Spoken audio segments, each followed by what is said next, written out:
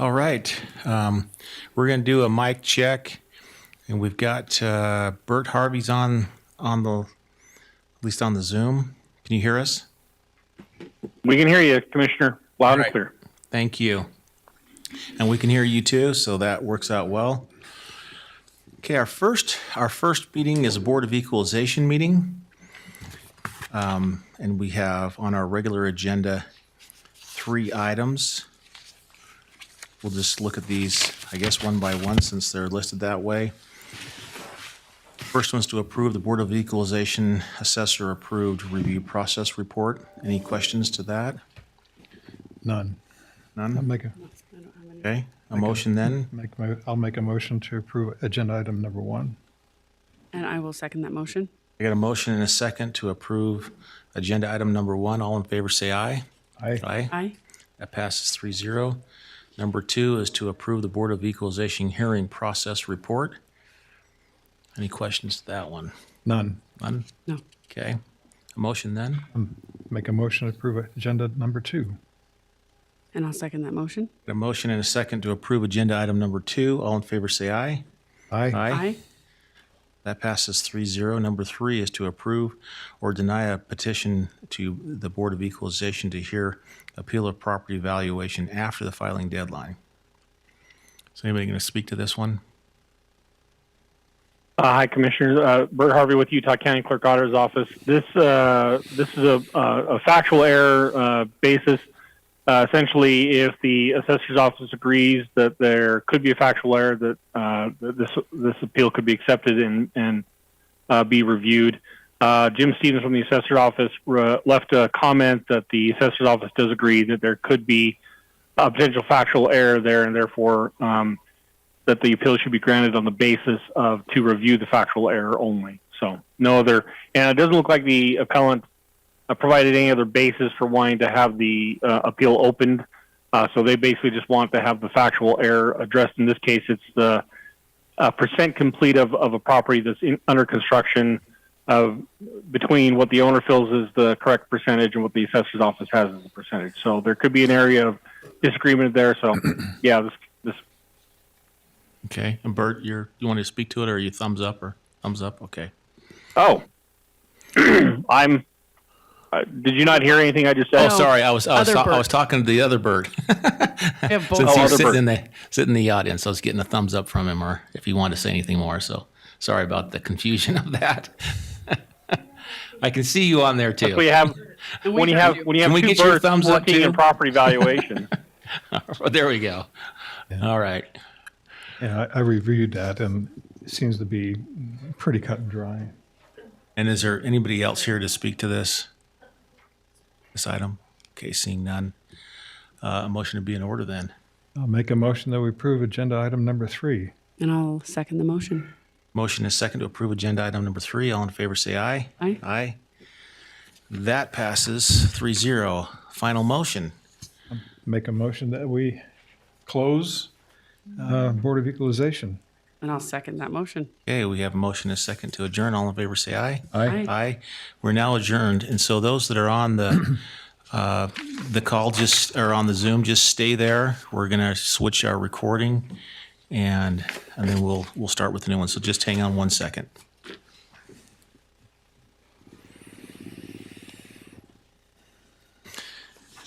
Okay, now we're recording the Board of County Commissioners meeting, and thank you for being here. As always, we start with a prayer, a reading, or a thought, and we look for the audience for participating in that if they'd like to, and also for somebody who would lead us in the Pledge of Allegiance for volunteers. Is there anybody in the audience who would like to do either one of those two? Okay, I've got the pledge. Anybody for the prayer, reading, or a thought? All right, thank you, Ezra. Come on up.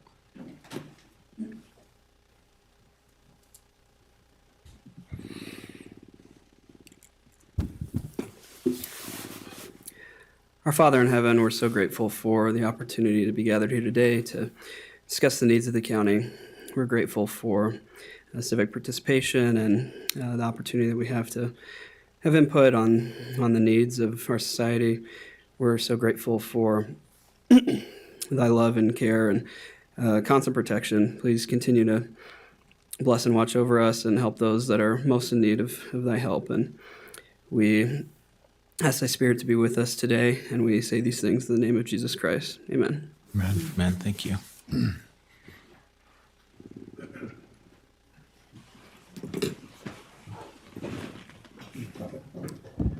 Please repeat after me. I pledge allegiance to the flag of the United States of America and to the republic for which it stands, one nation under God, indivisible, with liberty and justice for all.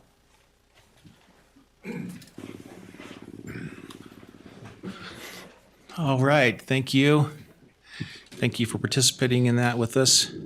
Sometimes that's always the most stressful part of the whole meeting. Wonder if anybody's going to participate or not.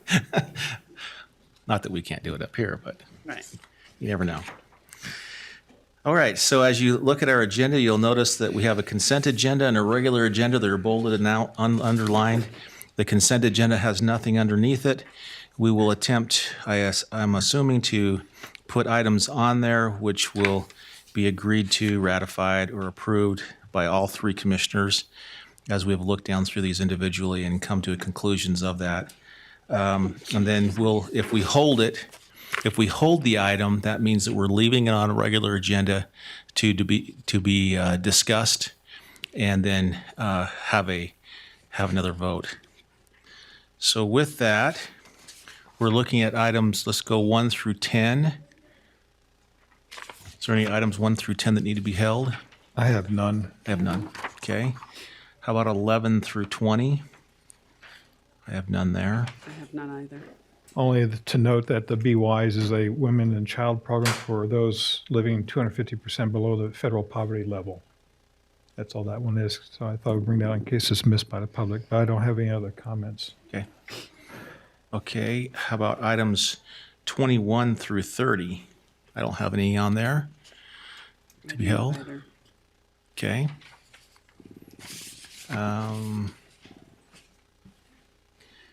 Items 31, let's go with 31 through 42, which is kind of a page mark for mine. I know that number 36 has been asked that be continued 1 week.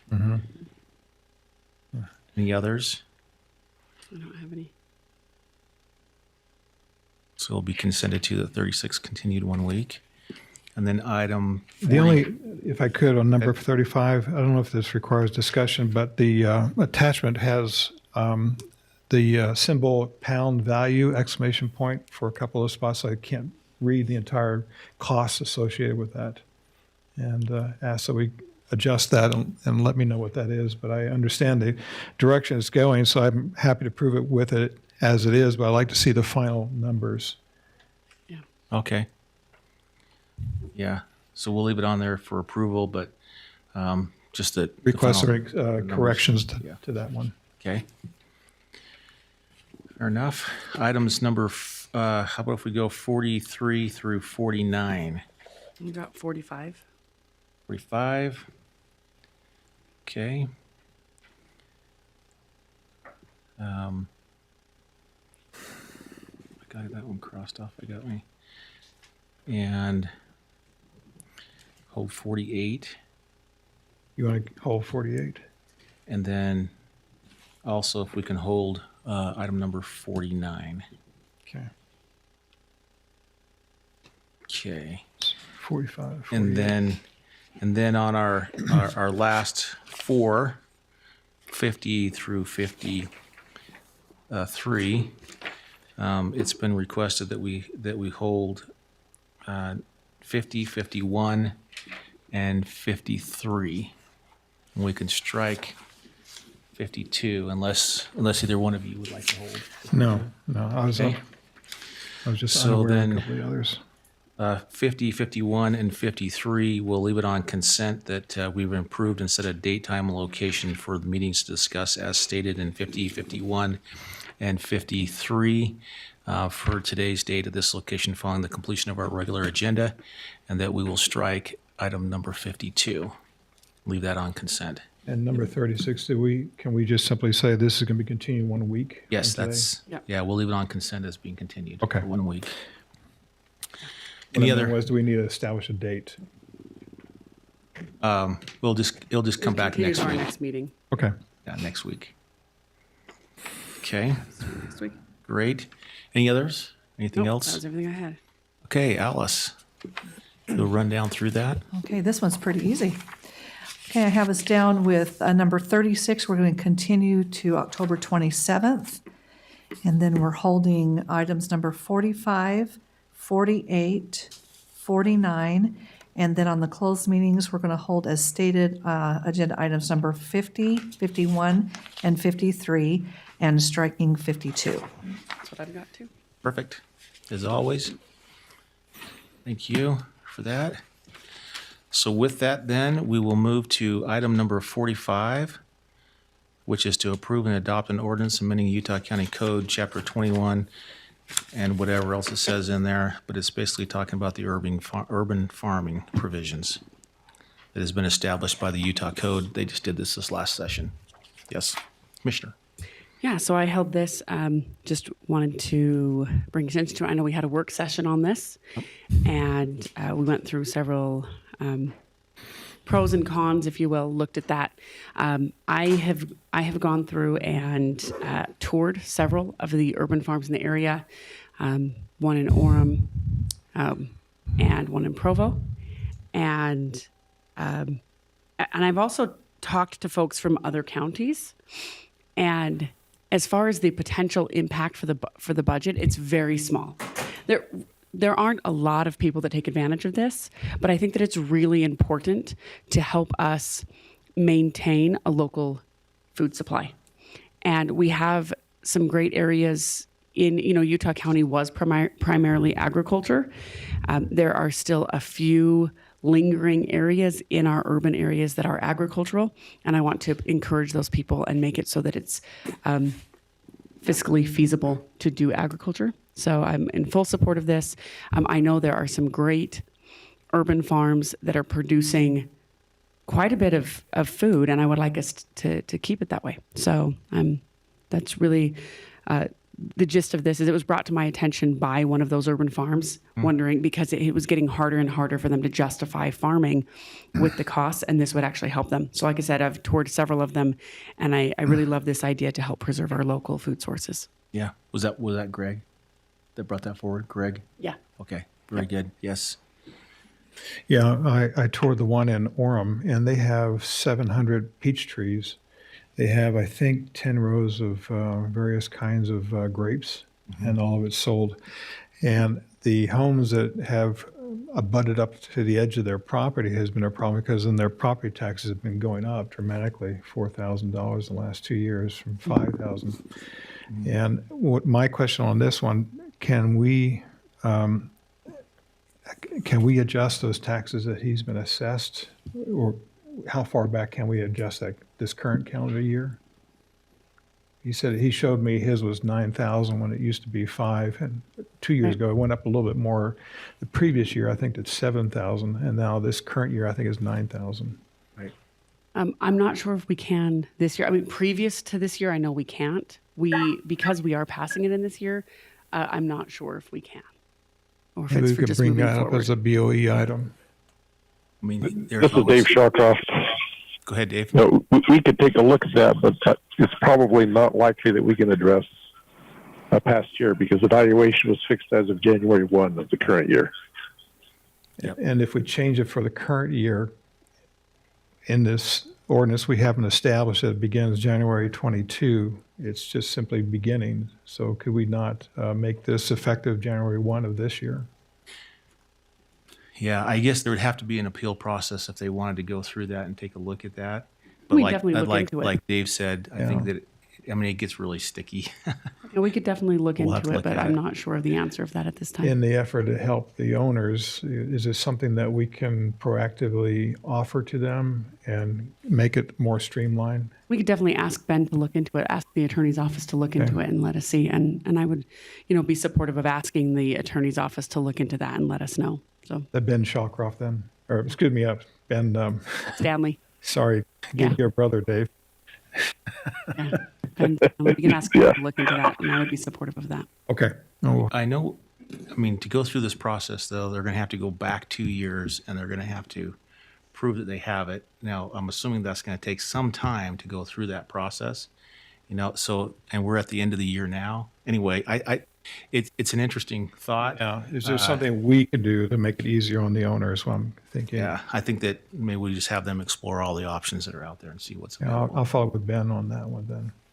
And I'm in favor of this. I mean, I know when this came through, the legislator that proposed this, we had quite a bit of conversations with it. We'll see where it goes. I'm with you as well, though, in talking with other counties. Salt Lake County is actually backing away from it. They're pulling away from it completely. Other counties said it's minimal, and so I think on a financial basis for the county, I'm okay if it starts to step in a direction where it becomes more burdensome. But right now, I'd rather not burden it with staffing or anything like that. Agreed. Right off the bat until we Right. actually have some preliminary looks at it. Yeah, I would agree. And I think if it does get to the point that people are utilizing this enough, which we haven't seen that in other places, that we need to, then I'm okay exploring that at that time because it does preserve a local food source. And I think that's a service for the community. But right now, from what I gather from other counties, we're not going to need to do that. Maybe a handful is what I'm Yeah, hearing. maybe a handful is what I'm hearing as well. Okay. And so it's very minimal impact on the county, but it will help those local farmers. But it is yearly Yes. evaluation. Okay. All right. With that, then, is there any other comments to it? I'll make a motion that we approve agenda item number 45 then. Yeah, and I'll second that motion. We got a motion and a second to approve and adopt the ordinance changes stated number 45. All in favor, say aye. Aye. That passes 3-0. And we'll see how there's some tweaking going on with this one. We'll see how that plays out. It's more of, anyway, we'll see in the future how that works this next legislative process. Okay, number 48 is to approve and authorize the signing of an agreement with FFKR Architects to provide the Vivian Park Master Plan at a cost of $27,000 in accordance with the RFP. Yes, so Commissioners, Richard Nelson, Public Works. This is something that's not currently in our budget, but it is something that as the year has gone on, we've met with the homeowners up at the Vivian Park area. Commissioner Sakovic has been involved with that a few times as we've met with them, and we've been asked to look at a master plan for the Vivian Park area. As we did the RFP for architectural services here a couple months ago, this is one of the projects that we included in that. As we've gone through and done the evaluation with the individual firms as they've put in a cost estimate on it. This is with FFKR, they are the ones that we felt would be the best suited to do that. We currently, like I say, we do not have it in our current budget. We would anticipate this would be something that we would have to fund through like a TRCC allotment or something of that nature. So questions that you have for it or questions? Can I have some? Okay. I'm going to say, given the backdrop of why this came to this point. Yeah, with the HOA, the Homeowners Association up at Vivian Park, we did an agreement with them a year or so ago on the roadway in the homes area. They had asked to be able to put up a gate make it a gated community. As some of that came about with how they wanted to handle the gate and the access into the site, they also had some requests of what the park would look like long term, try to address some of the issues that they see there living adjacent to the park. So what this process would do would be to involve the public, the homeowner association, the folks that live there by it, as well as the public and all the users of the park. Try to get something that would be a long-term plan to where we can look at the park and say, okay, here's what we're planning to do over the next 5 years or 10 years, and here's a funding plan for that to do those improvements. So the questions I have on this are, I've seen plans, so I know we have plans for that park, with different scenarios that are going on. So it's not like we don't have any plans that are up there that, that are actually written out to a certain extent. A master plan is an interesting one, to move forward with and look at. And I'm not against a master plan or doing more than what we already have. The biggest concern I have is that there's no funding for this, and TRCC money, it would still have to go through a process. We have a process to go through it, and we still are in the middle of our budgeting process. And so my concern is that this seems premature to me. to bring it forward now without secured funding for it? There are some funds that are available, not specifically designated for this project. There are some funds in our current parks budget that, because of availability of products and things like that, we're probably not going to be able to get the projects done this year. That we've got roughly $30,000 worth of projects there that probably will not be able to happen. We could redirect some of those funds to this if the commission so desires, and then we'd look at doing those projects in next year as well. So, What's driving this is not just the gate, and they want to close it off, but it's the number of visitors to the area has dramatically grown in the last few years. The gate, there's two parts to this. The gate was to prevent individuals who are visiting the area, the parks, from going into the community and knocking on doors and asking to use their restrooms. But the more compelling reason is is the South Fork Road. As you go up and around, there's this large extension of the rock mountain. And because of the increased foot traffic, bicycle traffic, auto, there has been some near misses there. And so we're anxious that to avoid harm or fatalities in that area. That's part of the reason why this is being driven. So concurrently, basically. So we're just looking for some direction from the commission if you want us to proceed at this point, or. And I hold should off say till here next year. that the gate is being funded by HOA. Correct. That is not a So county project. architectural design is funded by the HOA. The actual construction will be funded by the HOA. So this part is just to address the growing traffic in that general area, not the community itself specifically. So this has been a discussion up there for many years. Yes. MAG's been a part of this when it comes to the road, and it's been on those project lists. Yep. And we've been working through it for a long time. Yep. And there's a current project that affects both the trail going on up the canyon and also how the Heber Valley Railroad interacts there at the that park. turntable or Yep. whatever they want to put in down there at the park area. I think the turntable has finally gone away, but Yeah. Well, that was in one of the plans that I saw. It was correct. Was that But I turntable? think with their current plans, that desire has gone away. So they don't want to put the turntable in there. So At this point in there's time, just so. double track and then There is a double track. disconnect and then roll in front of the Yep. other. That way they okay. can bypass Which they've been doing the already. locomotive to the front end of the They're train. backing up. Yep.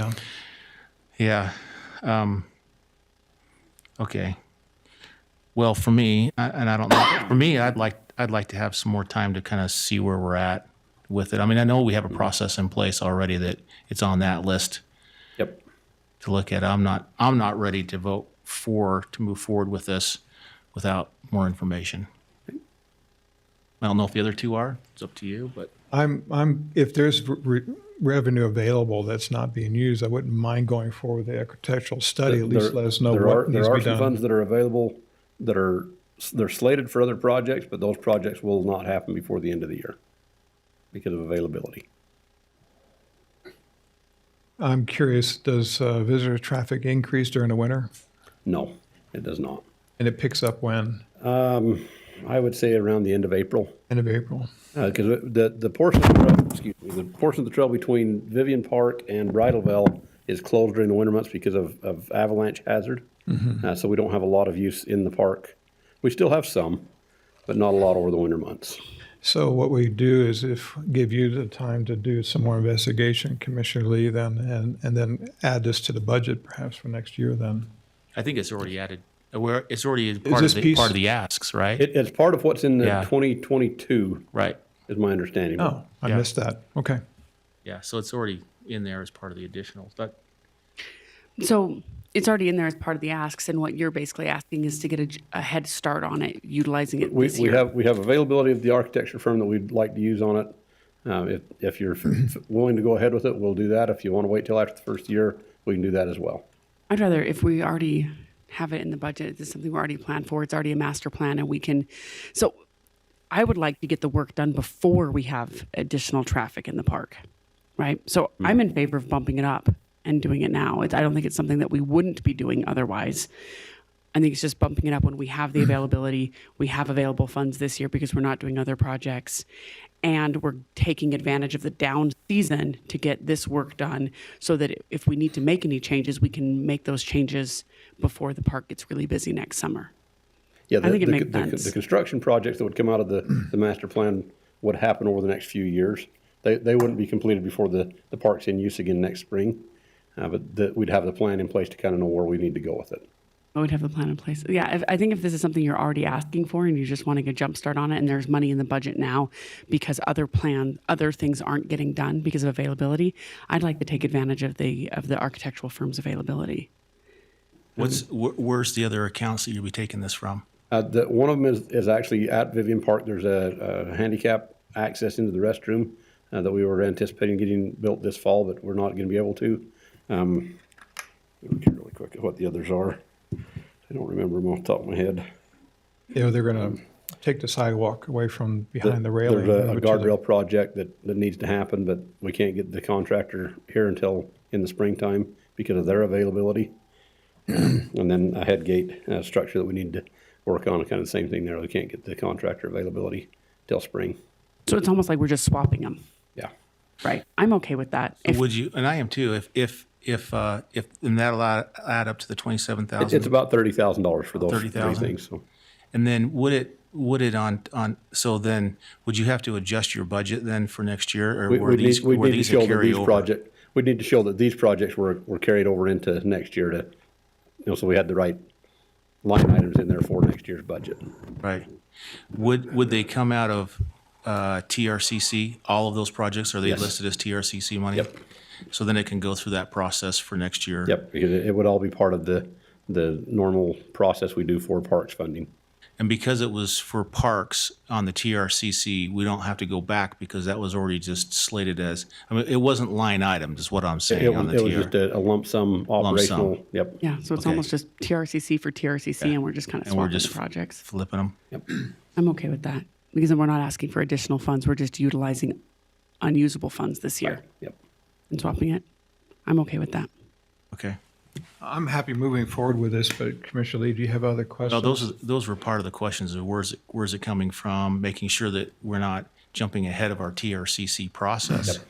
And if that's the case, and it's a TRCC lumped sum money Yep. that's already been approved through that process, that makes sense. And Ezra's tracking that money for us, and I see him nodding. Is that correct? That's how it works? Okay. Yeah. Yeah, that's Good. how it I'm not works. lying to him. He doesn't track them on an individual basis. That'd be a lot of work. Not on an individual basis. I meant the lump sum basis. Yeah. Yeah. Okay. With that, then, if you're happy with the information, Commissioner Lee, I can make a motion to approve agenda item number 48. And I'll second that motion. Okay, we got a motion and a second to approve and authorize the signing of that agreement as stated number 48. All in favor, say aye. Aye. Aye. That passes 3-0. Number 49 is to authorize a change in the staffing plan in the Environmental Health Division, going with career service environmental health scientist 1s to 2s in that position. Eric. Hi, Eric Edwards, Health Department. We have the opportunity to hire exceptional individuals. You know right now how the labor market is, and being able to upgrade this from health or environmental health 1s to 2s will help us hire individuals that are job ready to start performing, pools, schools, restaurant, facility, wastewater inspections immediately. It usually takes us about 9 months at a minimum to get someone ready to be licensed through DOPL as an environmental health scientist and to receive the training and certifications needed to do what's expected of them, plus additional experience to make them super proficient. And so we have the opportunity to hire 2 individuals at 2s. Why these positions weren't already in the career ladder of a health ed or a environmental health tech 1 and 2, I don't know. In the future, these should only be listed and in the staffing plan as 2s, so that when people have the experience, they can just go from tech to 1 to 2. But we're in the position to hire 2 individuals that are coming from other agencies that are job ready and will help an already understaffed division get the work done that they need to do. So we have found funds between now and the end of the year from within our budget, not asking for new budget monies to pay for this, around $3,500, and are prepared to do the budget transfers if they haven't already been made, not out of the 1,100 account or 1,300, but out of other funds within the Environmental Health Division budget. And also working to ensure that there's a new prioritized request that's prioritized at the top for what will be required for 2022 for having these two individuals work January 1 through December 31st. And so a unique opportunity. I would say 95% of the time we hire individuals at the environmental health tech level, wait for them to pass the professional licensure exam, and then also wait for them to gain other certifications as is required to do the environmental health education and regulation enforcement that they do. So what other questions do you have, or might I answer? Any confusion or anything like that? Well, thank you, and for the conversations that we've had on this as well. Sure. It's consistent with what we have done all year long, and that is that we've been very sensitive to increasing the budget through staffing. That then is an ongoing staffing situation, and it's consistent with what we've done with other departments, in that we've asked you to find the budgeted money within your own budget to do this through the rest of the end of the year, and then put that as consistent with next year's budgeting process. So we've gone through, or going through, the budgeting process, and then next year this will be listed as one of your number one additional ask, and as we anticipate that there will be additional funds, coming to every department, it will be encapsulated into that number one group going forward, which is consistent. And with that, I can support this, and I know we had some conversations which got me to that spot. So I appreciate what you're doing. Again, it's not coming out of the 1,100 or the 1,300 accounts. It is budgeted money within other areas that you're finding to keep this going through the rest of the year. Yeah, that's right. So thanks for your availability on short notice to talk through that as well. So Could you very briefly describe what the job entails? yeah, environmental health scientists are those that Environmental health scientists. Yeah. Yeah. EH scientists are the ones that ensure land, air, and water quality is met, standards are met, to protect drinking water, for example.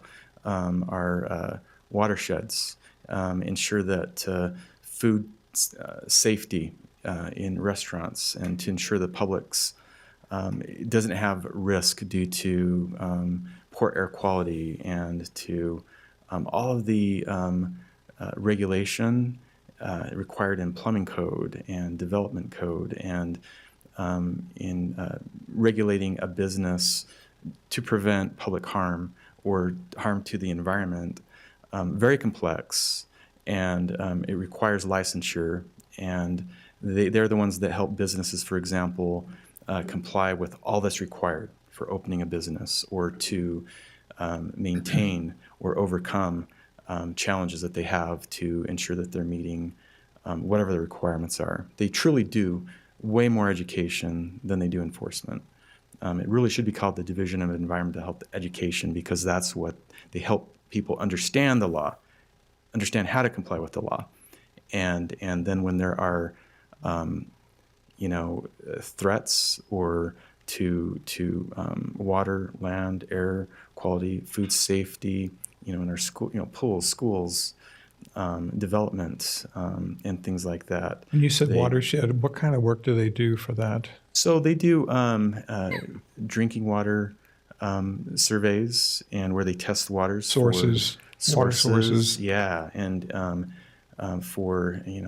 coli and other environmental contaminants. They respond to complaints for if we can't have illegal dumping in our rivers, lakes, and things like that. We can't have anything that might harm public Okay. health. And that's what they do. It's a very, I'll be honest, it's a very difficult job. And I take my hat off to the men and women that really, they have difficult conversations with individuals. But I would say the vast majority of exchanges that they have with individuals are grateful that they understand how to navigate the environmental regulations and understand what's needed to be able to safely operate and to prevent spills. And Yeah. Out of And- curiosity, who'd you steal them from? we're currently in the middle of 2 hiring registers, and so I don't So we know. can't talk about it right now. I then. don't know what Okay. I can or can't say, but I will say that they're coming from other agencies. Okay. And we're it's very fortunate to be able to hire candidates at this level. Like I said, usually they're right out of the university and they're great employees, but it takes them time to learn and to gain the licensures and all of the slew of certs that they call it to Well, be able thank to you. I do just the- want to know those additional nuances, but thank you. You bet, anytime. So, any other questions? Okay, thanks for your time. All right. Motion. Make a motion that we adopt or authorize the change and approve agenda item 49. I'll second that motion. We have a motion and a second to authorize the change as stated, number 49 on our agenda. All in favor say aye. Aye. Aye. That passes 3-0. Okay. And we have no work sessions. Is there any public comment? I don't see any online. Looks like everyone online, though, is staff members.